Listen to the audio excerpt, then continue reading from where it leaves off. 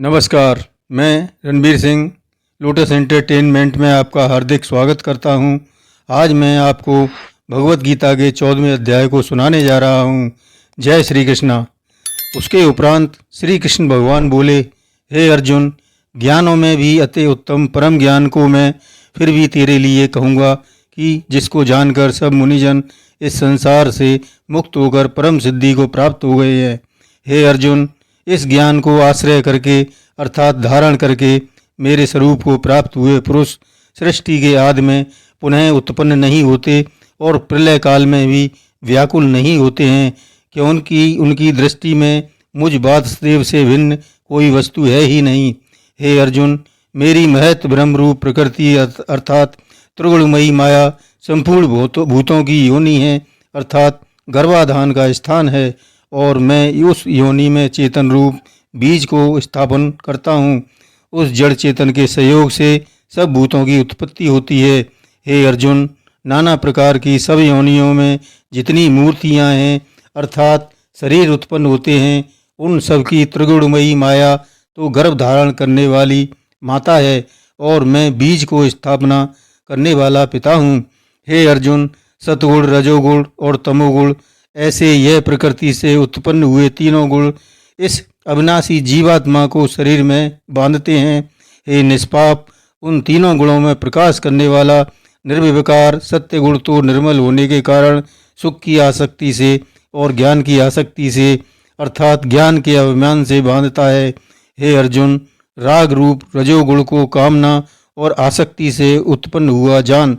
वह इस जीवात्मा को कर्मों की और उनके फल की आसक्ति से बांधता है। और हे अर्जुन, सर्वदेहाभिमानियों के मोहने वाले तमोगुण को अज्ञान से उत्पन्न हुआ जान। वह इस जीवात्मा को प्रमाद, आलस और निद्रा के द्वारा बांधता है, क्योंकि हे अर्जुन, सतगुण सुख में लगाता है, रजोगुण कर्म में लगाता है तथा तमोगुण तो ज्ञान को आच्छादन करके अर्थात ढक करके प्रमाद में भी लगाता है। और हे अर्जुन, रजोगुण तमोगुण को दबाकर सतगुण होता है अर्थात बढ़ता है तथा रजोगुण और सतगुण को दबाकर तमोगुण बढ़ता है। वैसे ही तमोगुण और सतगुण को दबाकर रजोगुण बढ़ता है। इसलिए जिस काल में इस देह में तथा अंतःकरण और इंद्रियों में चेतनता और बोध शक्ति उत्पन्न होती है, उस काल में ऐसा जानना चाहिए कि सतगुण बढ़ा है। और हे अर्जुन, रजोगुण के बढ़ने पर लोभ और प्रवृत्ति अर्थात सांसारिक चेष्टा तथा सब प्रकार के कर्मों का स्वार्थ बुद्धि से आरंभ एवं अशांत अर्थात मन की चंचलता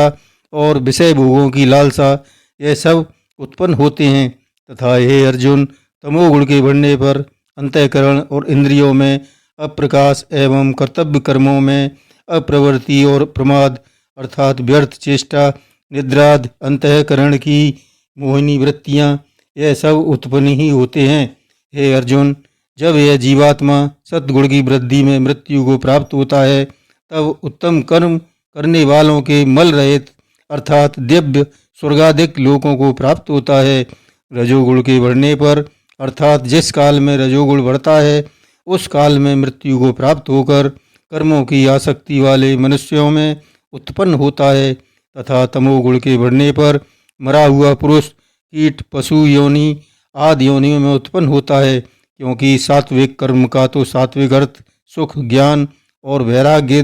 निर्मल फल कहा है, और राजस कर्म का फल दुख एवं तामस कर्म का फल अज्ञान कहा है। सद्गुण से ज्ञान उत्पन्न होता है और रजोगुण से निसंदेह लोभ उत्पन्न होता है तथा तमोगुण से प्रमाद और मोह उत्पन्न होते हैं और अज्ञान भी होता है। इसलिए सतगुण में स्थित हुए पुरुष स्वर्गाधिक लोकों को जाते हैं, और रजोगुण में स्थित राजस पुरुष मध्य में अर्थात मनुष्य लोक में ही रहते हैं, एवं तमोगुण के कार्य रूप निंद्रा, प्रसाद और आलस्याद में स्थित हुए तामस पुरुष अधोगत को अर्थात कीट, पशु आदि नीच योनियों को प्राप्त होते हैं। हे अर्जुन, जिस काल में दृष्टा अर्थात समिष्ट चेतन में एक ही भाव से स्थित हुआ साक्षी पुरुष तीनों गुणों के सिवा अन्य किसी को करता नहीं देखता है अर्थात गुण ही गुणों में बरतते हैं ऐसा देखता है, और तीनों गुणों से अति परे सच्चिदानंद घन स्वरूप मुझ परमात्मा को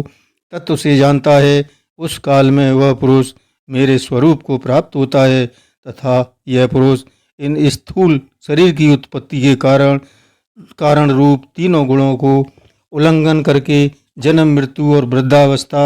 और सब प्रकार के दुखों से युक्त हुआ परमानंद को प्राप्त होता है। इस प्रकार भगवान के रहस्युक्त वचनों को सुनकर अर्जुन ने पूछा कि हे पुरुषोत्तम, इन तीनों गुणों से अतीत हुआ पुरुष किन किन लक्षणों से युक्त होता है और किस प्रकार आचरणों वाला होता है, तथा हे प्रभु, मनुष्य किस उपाय से इन तीनों गुणों से अतीत होता है। इस प्रकार अर्जुन के पूछने पर श्री कृष्ण भगवान बोले, हे अर्जुन, जो पुरुष सतगुण के कार्य रूप प्रकाश को और रजगुण के कार्य रूप प्रवृत्ति को तथा तमोगुण के कार्य रूप मोह को भी न तो प्रवृत्त होने पर बुरा समझता है और न निवृत्त होने पर उनकी आकांक्षा करता है, तथा जो साक्षी के सदृश स्थित हुआ गुणों के द्वारा विचलित नहीं किया जा सकता और गुण ही गुणों में बरतते हैं, ऐसा समझता हुआ जो सच्चिदानंद घन परमात्मा में एक ही भाव से स्थित रहता है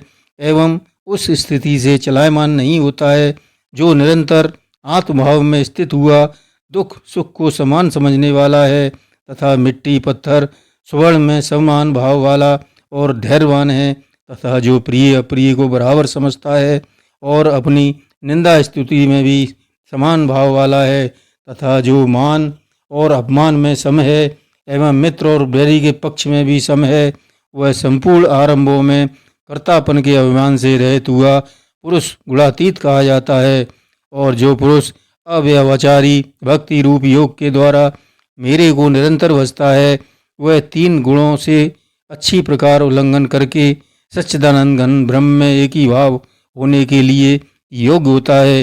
हे अर्जुन, उस अविनाशी पर ब्रह्म का और अमृत का तथा नित्य धर्म का और अखंड एक रस आनंद का मैं ही आश्रम हूँ, अर्थात उपयुक्त ब्रह्म, अमृत, अवय, शाश्वत धर्म तथा एकांतिक सुख, यह सब मेरे ही नाम हैं, इसलिए इनका मैं परम आश्रय हूँ। जय श्री कृष्ण।